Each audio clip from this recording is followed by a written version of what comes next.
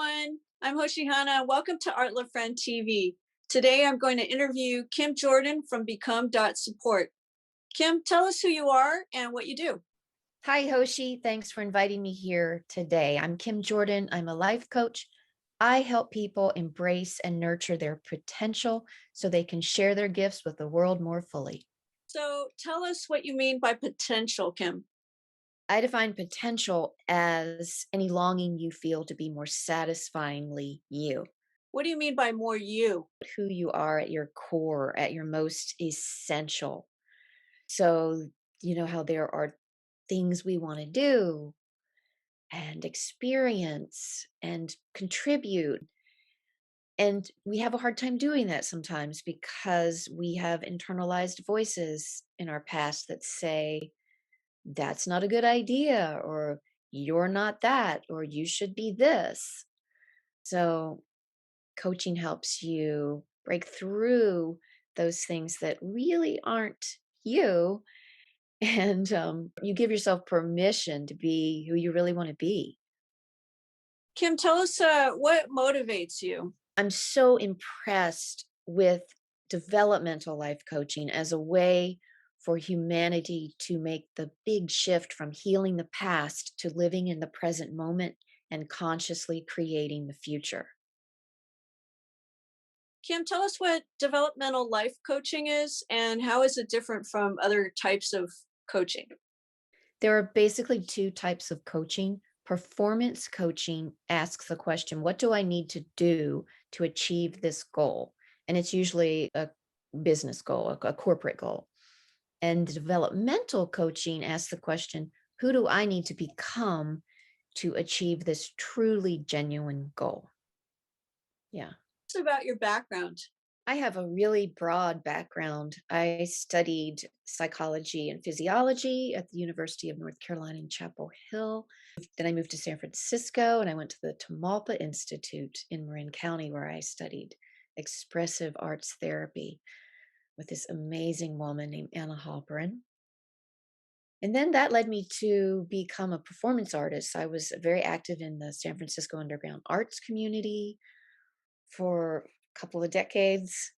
During that time, I discovered this psycho spiritual inquiry method that fascinated me, and I delved deep into that. I became a facilitator for 15 years, and I helped people navigate their unconscious realms and their spiritual realms to reclaim their essential aspects of their self. Then I felt intellectually ravenous, so I got a degree at the California Institute of Integral Studies in philosophy, cosmology, and consciousness.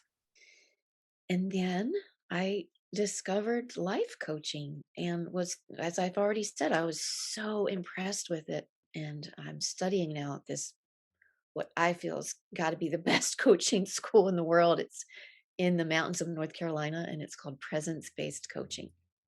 So, Kim, tell us what makes you unique as a coach. That's a good question because there are a lot of good coaches out there. And I would say what makes me unique is the time I spent as a psychospiritual guide because I discovered that I had this gift that I could go on my client's journey with them and actually feel what they were feeling. So I would call that a deep empathic skill. So I actually got to experience all these different perspectives, and it allowed me to become radically non-judgmental. So the container that I create for coaching, I think feels very, very safe for people. And it's easy for them to be honest with themselves, with me as their witness. Kim, I think people would be really interested to know what it would be like to work with you. It would be like having someone give you their full attention and be present with whatever arises within you in the moment, and someone asking you direct, powerful questions that will allow you to get to the truth of who you are and what you're wanting to experience. Kim, what kind of changes can people expect after working with you or while working with you? You can expect deeper satisfaction. That's the ultimate goal. So many people have had a really tough year, 2020 into 2021 with the global pandemic. People are isolated. They're really inside of their heads right now because they haven't been socializing. And I'm just wondering, as a coach, do you have any advice or any tips for self care right now? This has been a tough year. And the first thing I would suggest is for people to actually take some time and think about the ways that they have resourced themselves. We've all had to resource ourselves during this pandemic. The introverts have had to maybe live with somebody that they're used to getting away from, and they have had to maybe increase their capacity for patience. And the extroverts that live alone have had to learn how to be with themselves, and this is good stuff. So there are other ways too. I'd make a list of the ways you have resourced yourself during this pandemic and own that, because those are useful skills you can call on the rest of your life. And then I would suggest people ask themselves what they need, like where are they hurting? Do they have anxiety that needs to be soothed? Have they withdrawn so much that they feel like it's, you know, scary to come back out? These kinds of things. What do you need to feel better, to feel good? And then the next question is, how can I give that to myself safely? So finding that sweet spot between what you need and how you can give it to yourself safely, I think would be a beautiful place to self-reflect. Thanks, Kim. Do you have any parting words before we close out here? Thanks again, Hoshi, for having me here today.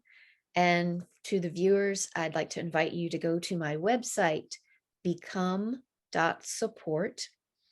And if you'd like, you can claim your free 25-minute clarity call and experience my coaching firsthand.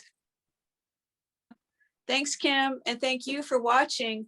You'll find all of the links down below, and please subscribe and keep watching Art Love Friend TV.